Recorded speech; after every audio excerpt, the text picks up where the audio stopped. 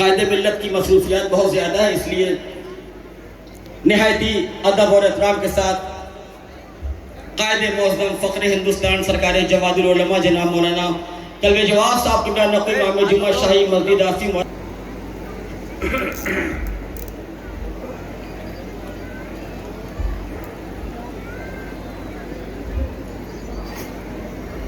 اعوذ باللہ السمیع العلیم من الشیطان اللعین الرجیم بسم اللہ الرحمن الرحیم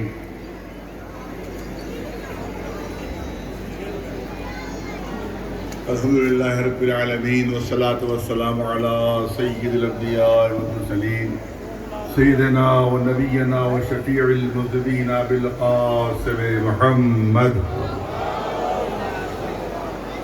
علیہ السلام. السلام علیکہ ایہا العبد الصالح المطیع للہ ولرسولہ ولامیر المؤمنین والحسن والحسین علیہم السلام. صلوات بھیجیں محمد و آل محمد. لمبی چوڑی تقریر ظاہر میں یہاں پر نہیں کرتا ہوں، مختصر تقریر ہے. اس کے بعد بھی میرے 2 پروگرام ہیں جس میں مجھے حاضری بھی دینا ہے، لہذا دامن وقت میں بھی گنجائش نہیں ہے. عظیم ایک پروگرام یہ ہوتا ہے، اور میں تو سمجھتا ہوں کہ ہندوستان میں جناب عباس علیہ السلام کے سلسلے میں سب سے بڑی محفل یہی درگاہ میں آج منعقد ہو رہی ہے، اور اس میں ذرا بھی مبالغہ نہیں ہے کیونکہ میں مسلسل محفلوں میں شرکت کرتا رہتا ہوں. لہذا مجھے اندازہ ہے کہ ماشاءاللہ یہ محفل اس وقت ہندوستان میں سب سے بڑی محفل شمار ہوتی ہے، جس میں ماشاءاللہ اتنی بڑی تعداد میں مومنین تشریف فرما ہے، جس میں خواتین بھی ہیں، بہنیں بھی ہماری ہیں، بچے ہیں، جوان ہیں، سب موجود ہیں یہاں کے اوپر. اور ذکر ہے حضرت ابو الفضل عباس اور محمد آل محمد نعرہ صلوات.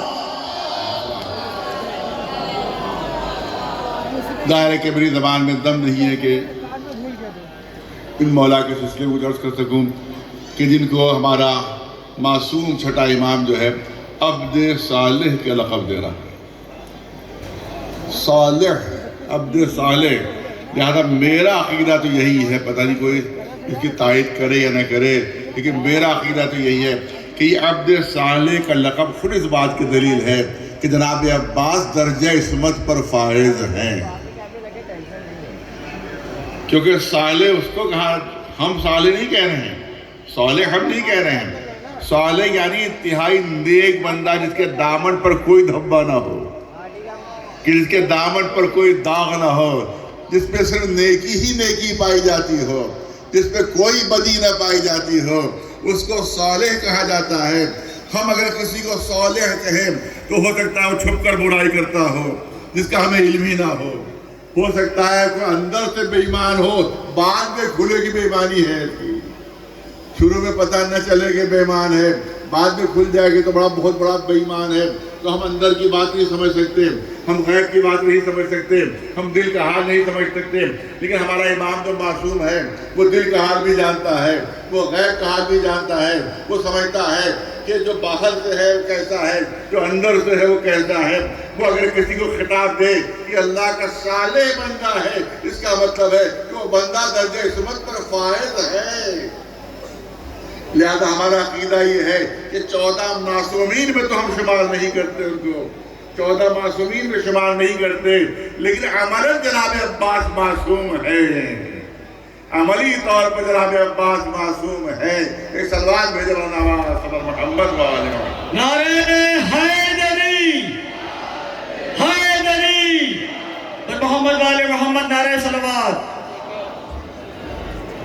اور اس کے بعد ائمہ معصومین کا قول ایک اور عرض کر دوں آپ کے سامنے، ایک اور قول عرض کر دوں آپ کے سامنے. ائمہ معصومین کا قول ہے، یہ بھی قول معصوم ہے کہ کان العباس اشبہ حیدر. سب سے زیادہ مولا علی سے جو مشابہ تھے وہ جناب عباس تھے. سب سے زیادہ مولا علی سے جو مشابہ تھے وہ جناب عباس. جس طرح سے جناب علی اکبر، سنیے مثال سنیے، جس طرح سے جناب علی اکبر ہو بہو رسول اللہ کی تصویر تھے، اسی طرح سے جناب عباس ہو بہو مولا علی کی تصویر تھے. نہیں تو پھر بات یہاں پر ختم نہیں ہوگی.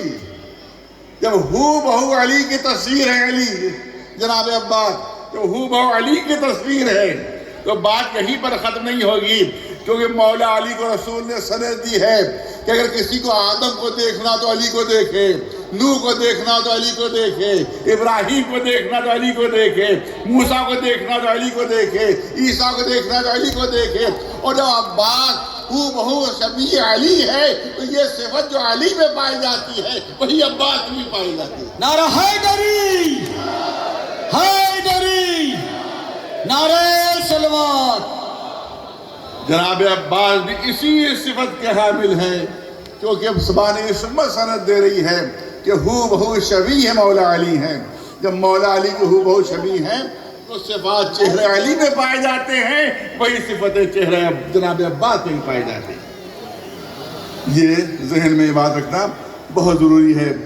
اور میں چاہتا ہوں کہ علم کے سلسلے میں تھوڑی سی گفتگو ہو جائے، خاص طور سے اپنے بچوں اور جوانوں کے لیے، کیونکہ علم پر اعتراض کیا جاتا ہے، ارے صاحب علم تو بدعت ہے، علم تو رسول کے زمانے میں نہیں تھا، لہذا یہ تو بدعت ہے، یہ خلاف اسلام۔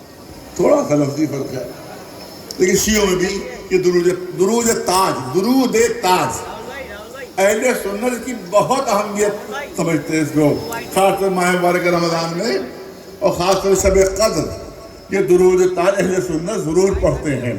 اب دیکھیے درود تاج شروع کیسے ہو رہا ہے، جو کہا جا رہا ہے کہ رسول اللہ کے بعد جو بھی ہو وہ بدعت ہے، جو رسول اللہ کے بعد جو چیز بھی آ وہ بدعت ہے، رسول کے زمانے میں علم نہیں تھا، لیکن اب جو علم ہے یہ بدعت ہے۔ اب دیکھیے درود تاج میں کیا کہا جا رہا ہے، اللہم صلی علی سیدنا محمد صاحب التاج والمعراج والبراق والعلم۔ ہمارا رسول صاحب علم ہے، اس کا مطلب یہ ہے کہ علم وہ ہے جو رسول سے منسوب ہے۔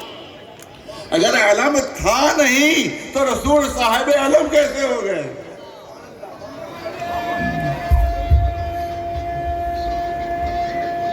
حیدری، پر محمد والے محمد، نعرہ صلوات۔ آپ دیکھیں، اب علم کی تاریخ ہلکی سی بس بیان کر دوں آپ کے سامنے کہ علم شروع کہاں سے ہوا۔ آپ کو معلوم ہے، یہ سب کو پتا ہے کہ قابیل نے جناب حابیل کو شہید کر دیا تھا، حابیل شہید ہو گئے، ختم ہو گئے۔ اب جناب شیث جو ہے وہ اولاد جناب آدم میں ہیں، اور حابیل اور قابیل زندہ ہے، اور اس نے اپنا پورا لشکر بنا لیا اور دین والوں کے خلاف لڑنے پر آمادہ ہوا۔ تو اب اللہ کا حکم ہوا جناب شیث کو، بہت توجہ رہے، بہت توجہ رہے، بچے یاد کریں کہ علم شروع کہاں سے ہو رہا ہے۔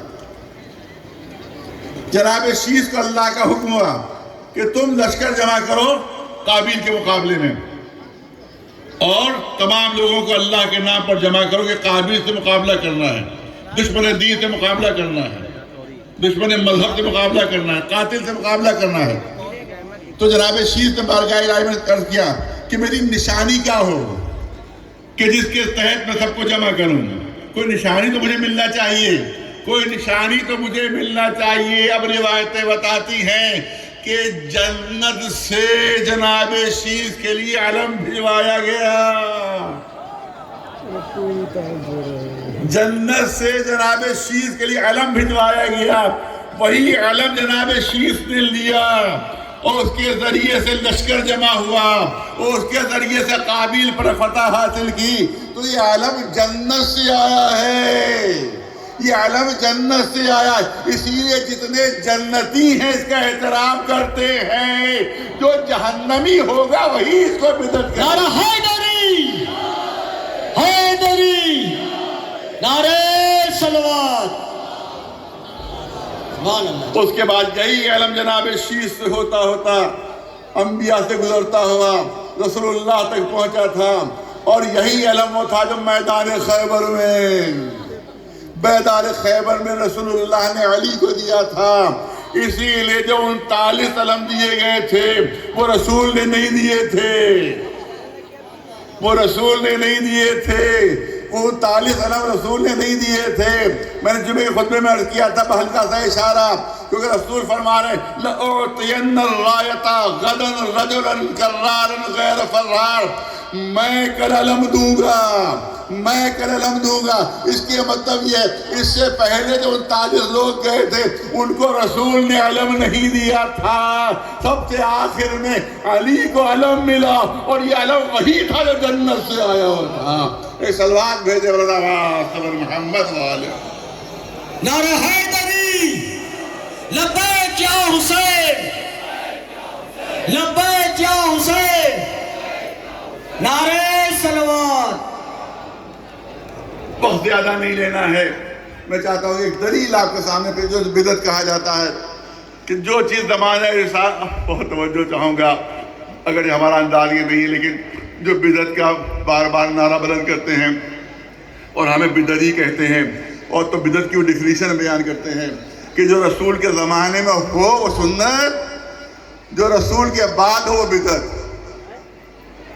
جو رسول، بہت توجہ ہو رہا ہے بچوں کی، جو رسول کے زمانے میں ہو وہ سنت ہے، جو رسول کے بعد ہو وہ بدعت ہے۔ تو غدیر کب ہوئی؟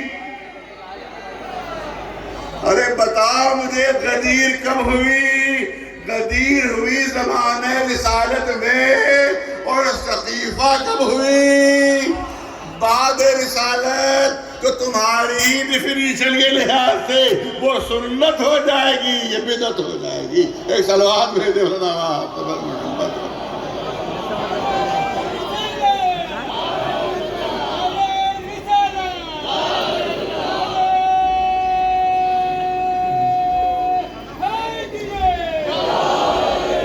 بس میں ایک دلیل دوں گا کیونکہ وقت میں کچھ جائز بھی نہیں ہے مجھے، اور یہاں بھی حاضری دینا ہے ابھی، تو بس ایک دلیل پیش کرنا چاہتا ہوں کہ جو کہا جاتا ہے بدعت بدعت بدعت، اور شیر کو کپڑے کا احترام کر رہے ہیں آپ، کپڑا کون سی چیز ہے کہ جس کا احترام کیا جائے، اس کو چوم رہے ہیں، اس کو آنکھوں سے لگا رہے ہیں آپ، یہ سب کیا چیز ہے؟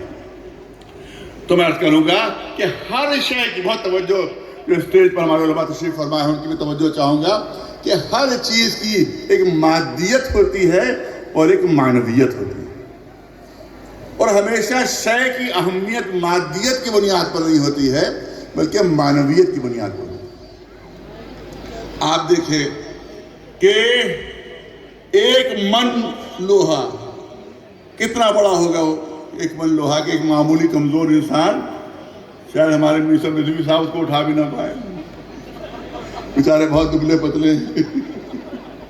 ایک من جو ہے وہ لوہا اٹھانا ان کے لیے مشکل ہو جائے گا، لیکن 10 گرام سونا ایک ننھا سا بچہ بھی اپنی ہتھیلی پر رکھ لے گا، ایک ننھا سا بچہ بھی اپنی ہتھیلی پر رکھ لے گا۔ 10 گرام سونا ایک ننھا سا بچہ ہتھیلی پر رکھ سکتا ہے، مگر ایک من لوہا ایک کمزور آدمی اٹھا بھی نہیں سکتا، ہلا بھی نہیں سکتا۔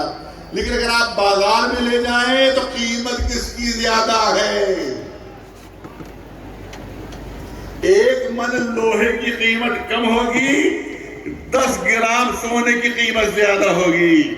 اگر مادیت معیار ہوتی تو لوہے کی قیمت زیادہ ملنا چاہیے تھی، لیکن کیونکہ معنویت معیار ہے لہذا سونے کی قیمت زیادہ ہے جو 10 گرام ہے، اور ایک من لوہے کی قیمت کم ملے گی۔ دوسری مثال اور بالکل عام فہم، ایک 500 روپے کا نوٹ ہے اور 2 100 روپے کے نوٹ ہیں۔ کسی چھوٹے سے بچے کے پاس 500 کا نوٹ تھا، میں نے اس کے سامنے 200 کے 100 کے 2 نوٹ نکالے، اور اس نے کہا، 5 برس کا چھوٹا سا بچہ تھا، میں نے کہا یہ بچہ دھوکہ کھا جائے گا، لہذا اس سے فائدہ اٹھا لوں گا۔ میں نے کہا کہ یہ 2 نوٹ رکھ لو اور وہ 1 دے دو۔ ارے توجہ رہے، یہ 2 نوٹ رکھ لو، 100 کے 2 نوٹ، اور یہ 1 دے دو۔ بچہ سمجھدار تھا، وہ فوراً بولے گا کہ آپ کے 2 کی قیمت کم ہے، میرے 1 کی قیمت زیادہ ہے۔ اگر مادیت میں یار نہیں ہے، معنویت میں یار ہے، پھر توجہ رکھیے، میں مثال پیش کروں۔